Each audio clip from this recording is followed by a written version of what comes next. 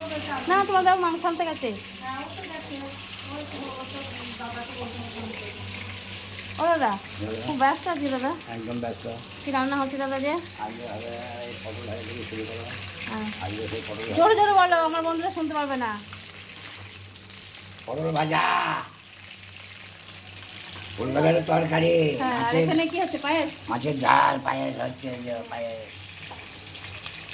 হচ্ছে, আর chicken, mutton, হ্যাঁ চাটনি, পাঁপড়। হুম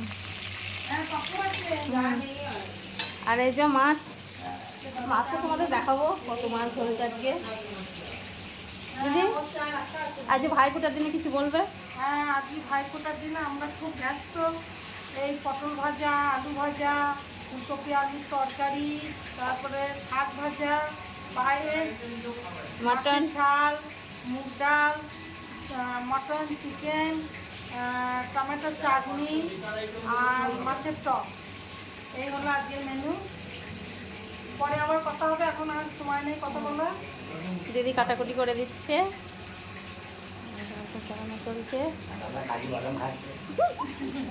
দাদা পায়েস করতে করতে কাজু বাদাম খাচ্ছে। কিশমিশ লাগবে নাকি? ও তো কিশমিশ রয়েছে এখানে। দাদার কাছে নাই কি? দাদা তো ও দাদা কালকে কিন্তু মাংসটা খুব ভালো হচ্ছিল, আজকে ভালো করে করবো। মটন চিকেন দুটোই ভালো হচ্ছিল। লাগবে? আজকে না, আজকে লাগে না। তো বন্ধুরা সঙ্গে থাকো, আবার ফিরে আসবো পরে। কবে চল হবে কালকে? শুভ ভাই দ্বিতীয়ার অনেক অনেক শুভেচ্ছা রইল।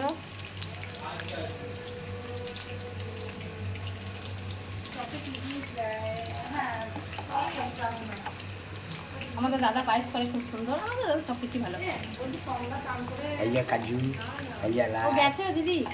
এই যে কাজু, এই যে এলাচ। ও কিন্তু বলতে গেছে। পায়েসে হালকা দারুণ হয়েছে, দারুণ দারুণ দারুণ দারুণ। যেমন পায়েসে হয় না, পায়েসে হালকা। এই যে তো আমাদের মেজ দিদি আলপনা দিচ্ছে।